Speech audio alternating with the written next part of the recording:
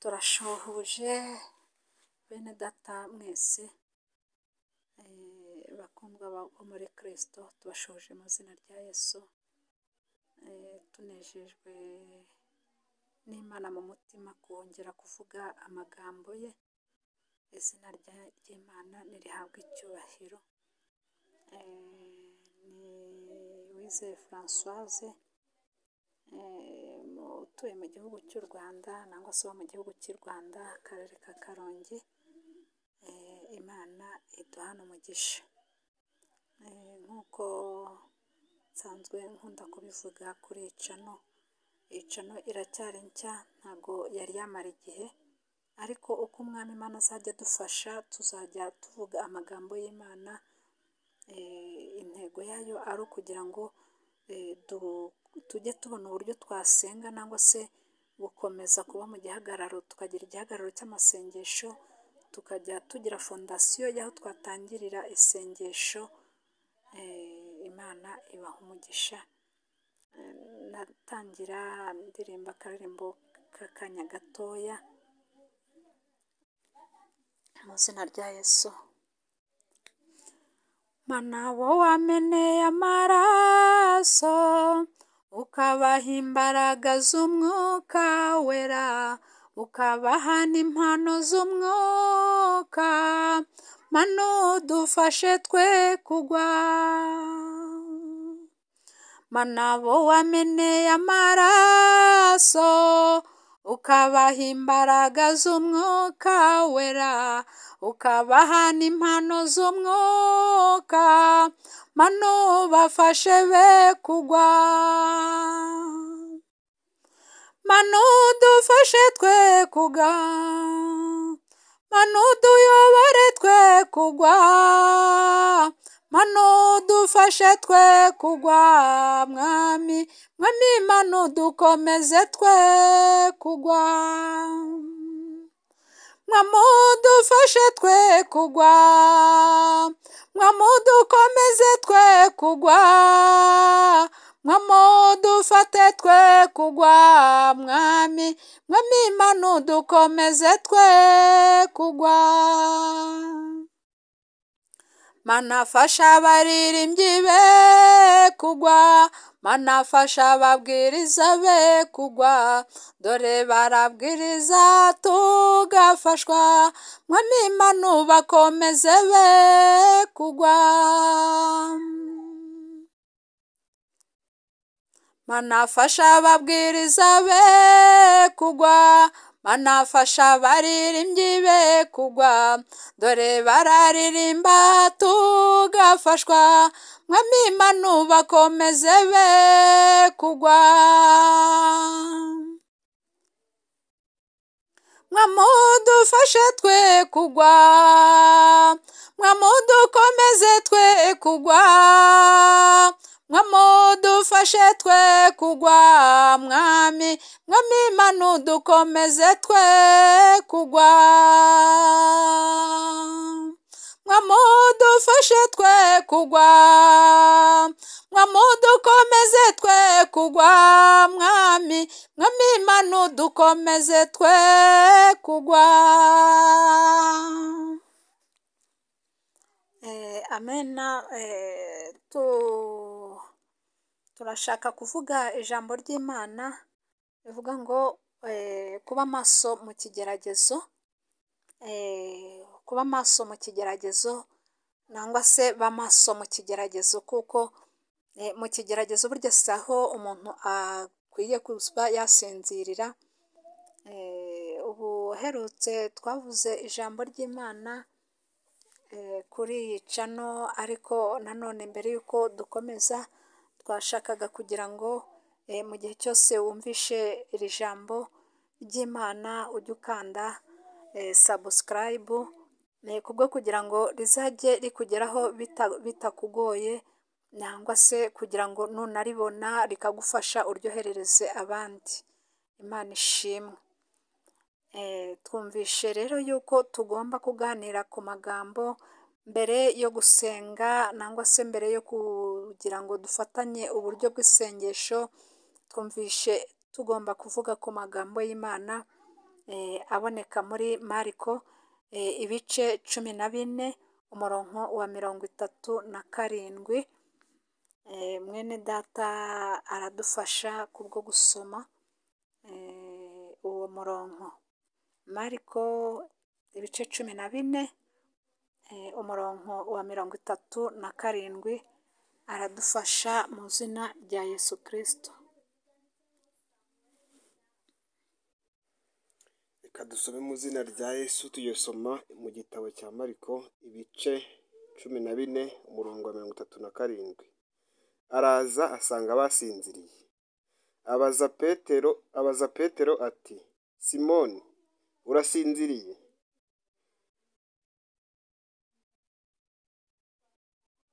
Simoni, urasinziriye? Harya ntubashije kuba maso n'isaha n'imwe?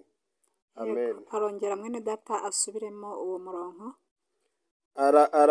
Araza asanga yasinziriye, abaza Petero ati, Simoni, urasinziriye? Harya ntubashije kuba maso n'isaha n'imwe? Amen. Amen. Yego. Ijambo ry'Imana twumvishe ko Yesu ubwo yarageze igihe cyo kugira ngo afatwe n'amaboko y'abantu, amaboko y'abantu babi amugereho. Byari ngombwa ko biba gutyo, nangwa se byari bigeze ku munsi hahandi tumenyereye kuvuga ngo ni umunsi wa Pasika. Byari bigeze mu gihe cy'umunsi wa Pasika, byari bigeze muri bya bihe byo kubabazwa kwa Kristo. Kandi tuzi ko n'ubundi muri ibi bihe abantu bari kwitegura ibihe bya Pasika. Twashatse rero kugira ngo tuvuge kuri aya magambo avuga ngo ba maso mu kigeragezo. Kuba maso mu kigeragezo, ba maso kanguka mu kigeragezo. Yesu abwira abigishwa be bajyana ku musozi bajya gusenga. Agezeyo abigishwa be barasinzira. Ijambo ry'Imana riratubwira ngo barisinzirira. Aragenda arasenga. Yesu yabaye maso mu kigeragezo, ariko abigishwa ntago bigeze baba maso mu kigeragezo. Barananiwe, barasinzira. Basinzira ahantu hadakwiriye, basinzira mu gihe gikwiriye ko baba maso, ahubwo barangije barisinzirira.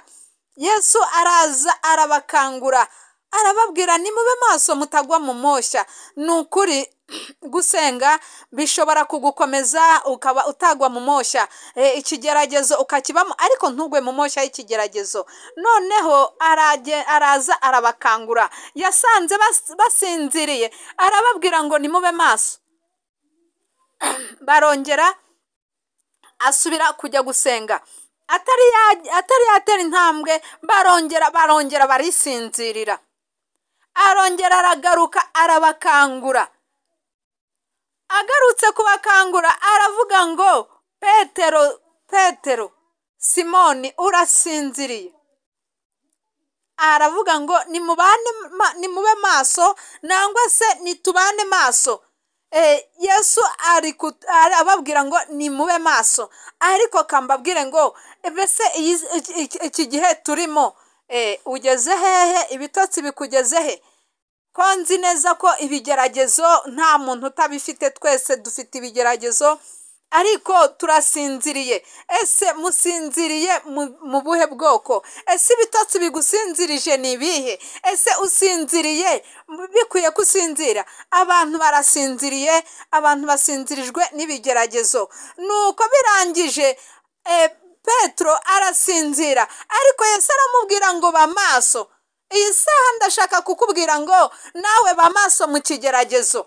Kanguka mu kigeragezo, ba maso mu kigeragezo, kugira ngo we kuzagusha mu moshya n'icyo kigeragezo uriho. Ntabwo ibigeragezo bizareka kubaho. Abantu b'Imana, ibigeragezo ntago bizareka kubaho. reka kanguka nubwo uri mu bigeragezo, kanguka wongere usenge, kanguka wongere ufate ibihe by'amasengesho, reka gusinzirizwa n'ibigeragezo. Ibigeragezo bikugejeje kure ariko uranze ubisinziririyemo. Kanguka. Yesu aravuga ngo nimukanguke. N'iyi saha ijambo ry'Imana riratubwiye ngo nitubabwire ngo nimukanguke, ba maso mu kigeragezo. Wisinzirira mu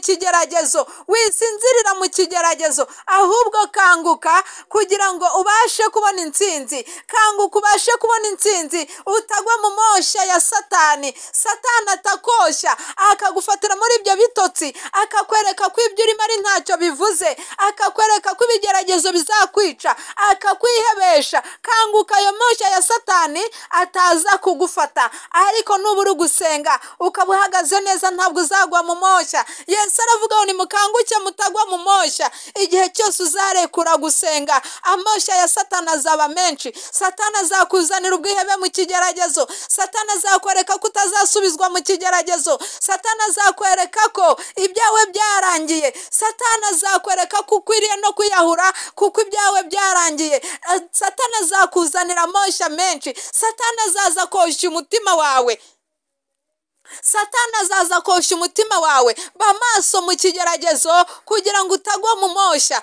Ikigeragezo ntago kizabura kubaho, ibigeragezo ntago bizabura kubaho mu gihe cyose tukiri muri iyi si. Umuririmbyi aravuga tukiri muri iyi si turacyafashe ibihe mu ntambara, ariko se reka gusinzirira mu kigeragezo. Hari ijambo ry'Imana riboneka mu gitabo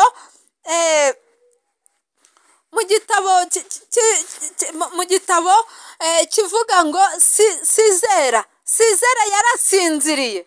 Ni mu gitabo cy'isezerano rya kera. Sizera arasinzira. Sizera asinzirira mu nzu y'umwanzi we. Uramenye utasinzirira mu kigeragezo. Burya ikigeragezo niwe mwanzi wawe wa mbere. Ikigeragezo ni umwanzi wawe wa mbere ugukururira kugira ngo ujye mu moshya. Hari igihe uba mu kigeragezo, uburwayi bukaza, bwaba butari bwashira ubundi bukaza, ugasanga inzu yose yagoswe na bwa burwayi. Icyo kigeragezo ni igishaka kugira ngo kigukururire mu moshya ya Satani, ariko ijambo ry'Imana riratubwiye ngo nitube maso mu kigeragezo. Kanguka mu kigeragezo wisinzira. Umugambi w'icyo kigeragezo ni uwo kugira ngo Satani akuzanire ubwihebe, ni uwo kugira ngo Satani akujyane mu moshya utangire ujye kure. Abantu hari abagera igihe ikigeragezo cyamara kumutindaho, ikigeragezo cyafata intera, ikigeragezo cyafata imyaka, yasinzirira muri cya kigeragezo kikamutera kwitekerezaho cyane, Satani akamuzanira moshya, akamubwira ngo burya ibyawe byararangiye. Ariko kankubwire ngo kanguka mu kigeragezo, ntabwo ibyawe byarangiriye, ntabwo byigeze birangira. Aho wumva ko hari aho byarangiriye, aho niho bigiye gutangirira. Kankubwire ngo nukanguka ukaba maso, aho uri butangirire gukangukira niho ibyawe biri butangirire. Kanguka wongere usubire mu mwanya w'amasengesho kugira ngo utagwa mu moshya.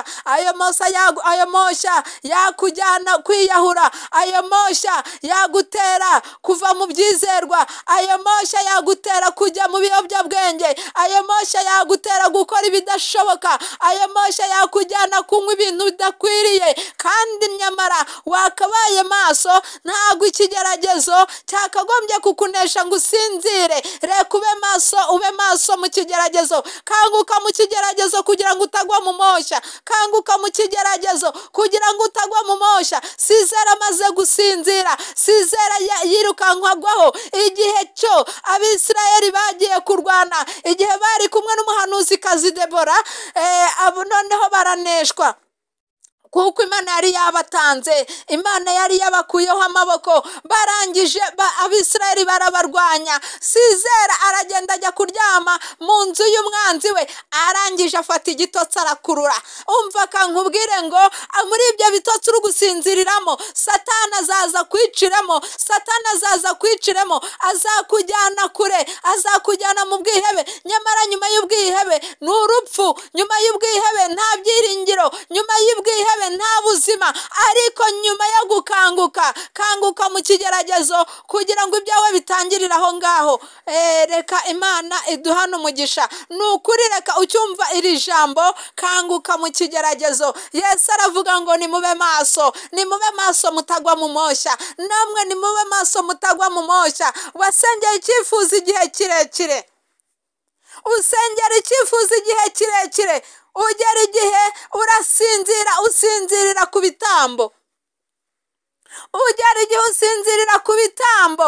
Ariko kankubwire ngo nubwo usinziriye ku bitambo, uyu mugoroba w'uyu munsi nangwa se iyi tariki y'uyu munsi, ijambo nkuzaniye ni ryo kukubwira ngo kanguka, kanguka, ongera utangire ibitambo byawe, ongera utangire, ongera kanguka, wongera uzamura ibitambo byawe kugira ngo Uwiteka abashe kukugirira neza. Kanguka wisinzirira ku bitambo, kanguka wisinzirira mu kigeragezo, kanguka wisinzira ngo uvuge ngo ni kera ntamba, ni kera. Mwibuke ko umukozi w'Imana nawe yaratambye, habe nubwo byageze igihe ku jambo duherutse kumva, byageze igihe nawe, igihe marayika yamuzi akamusanga ku bitambo, asanga ari gutamba, ariko nibura we yaragitamba. Ese uyu munsi uracyatambira ibyawe? Ese uyu munsi nubwo ibigeragezo ari byinshi, ese nubwo ibisubizo byawe bitinze, ese nubwo ufite icyifuzo kimaze igihe kirekire, ese uracyatamba nangwa wasinziririye ku bitambo? Kanguka, kanguka, ongera ukanguke, we gusinzizwa n'ibigeragezo. Kanguka, aba maso, we kujya utajya mu moshya. Kanguka, kanguka, kanguka ube maso, ukanguke ube maso mu kigeragezo kugira ngo utagwa mu moshya. Ayo moshya azakujyana kure. Turabizi neza ko hari benshi bamaze gusinzira, benshi bamaze gusinzizwa n'ibitambo bimaze igihe, benshi bamaze gusinzizwa n'amasezerano yatinze kubageraho, ariko Imana itajya ivuga ibyo izareka gusohoza, nk'uko ijambo ry'Imana ryatubwiye rikabadutumaho ngo tubabwire ngo nta jambo izongera kuvuga ngo irirazike. Iyo Mana niyo itubwiye ngo twongere tukubwire ngo ngera ukanguke. Kanguka, we kugwa mu moshya, kanguka utajya mu moshya, kanguka, kanguka, wongere ube maso mu kigeragezo. Ba maso mu kigeragezo, igihe cyo gutabarwa kiraje, igihe cyo gutabarwa kiri hafi yawe. Ntabwo ari uko bizahora bimeze, ntabwo uzahora ubabaye, humura, ntabwo uzahora ubabaye. Icyo Imana yavuganye nawe izongera igishyitse. Turasenga Imana. Uwiteka Imana yacu, Imana ifite imbaraga, ubutwari n'ubushobozi n'ubwawe wowe uri mu ijuru. Data wa twese, waratubwiye ngo uri Emmanuel, Imana iri kumwe natwe. Tumanje kugushimira ko uri kumwe natwe mu bigeragezo. Mwami, umuririmbyi yuzuye umwuka aravuga ngo ujye ubabarana natwe iyo tubabaye, ukanezererwa na natwe iyo twishimye. Turagushimye Data ko utubwiye ngo nitube maso mu kigeragezo. Wabaye maso mu kigeragezo, ntabwo wigeze usinzira Yesu. Mana, wabaye maso Yesu, reka utubere icyitegererezo. Wabaye maso mu kigeragezo, ntabwo wasinziririye ku bitambo, ntabwo wasinziriye Mwami. Turabyibuka neza ko utasinzira, wabaye maso kugeza igihe intsinzi y'abera ibonekeye. Reka uduhereze kuba maso mu bigeragezo dutunze. Iyo mu ngo zacu harimo ibigeragezo, Mana, ku buzima bwacu hari ibigeragezo, Mana, ku buzima bwacu hari ibyifuzo tugitegereje, ariko reka uduhereze kuba maso. Twanze kugira ngo tugwe mu moshya, twanze kugira ngo tujye mu moshya y'umubi, twanze kujyanwa n'iminyago na Satani, twanze kugira ngo Satani abonereho nangwa profite. Mwami, aduprofite mu kigeragezo. Ntago dushaka kugira ngo Satani atubonere mu kigeragezo, ahubwo iyi saha turaguhamagaye kugira ngo uduhereze kuba maso mu kigeragezo. Dutegereje ineza yawe, dutegereje intsinzi y'abera, dutegereje ibisubizo byawe, dutegereje Mwami, kuko ijambo ryawe ryatubwiye ngo nta jambo uzongera kuvuga ngo rirazike. Izina ryawe nirishimwe mu izina rya Yesu Kristo. Nsengeye abantu bose baza kumvira ijambo, hose neveki pevemse genevaine, ubahereze gukanguka, ubahe kuba maso, ibitotsi bisinjirije benshi, baretse kumenya ko ndetse ko bari mu kigeragezo, barasinziriye kuko babimazemo igihe, abenshi barasinziriye barabirambiwe, ariko ndaguhamagaye mu gihugu cyo mu ijuru, abo bose bafite ibigeragezo byabakereweho mu izina rya Yesu Kristo, abo bose reka ubahe gukanguka, abo bose reka ubashe kubasubiza, kuko ijambo ryawe ryatubwiye ngo nta jambo uzongera kuvuga ngo rirazike.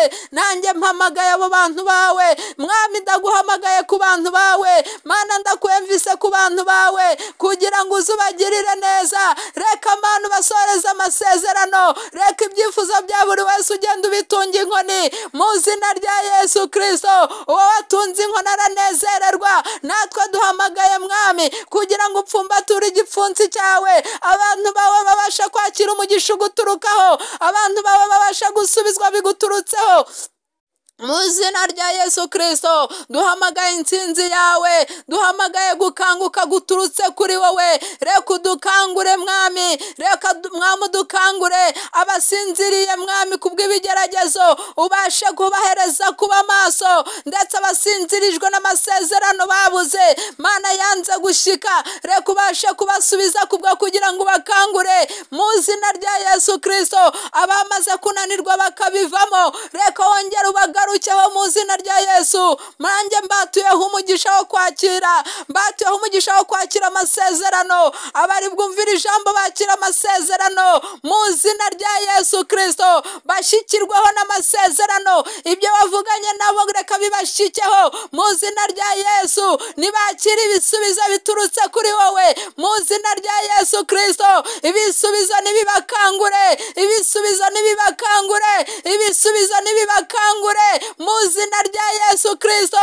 Abasinjirijwe n'imibabaro, abasinzirijwe n'ubwihebe, abasinzirijwe n'ibibazo, abo bose ndabasengeye kugira ngo ibyo ngibyo nabyo ubahereze gukanguka, ibibazo bibakurweho, babashe kuzamura icyubahiro cy'izina ryawe.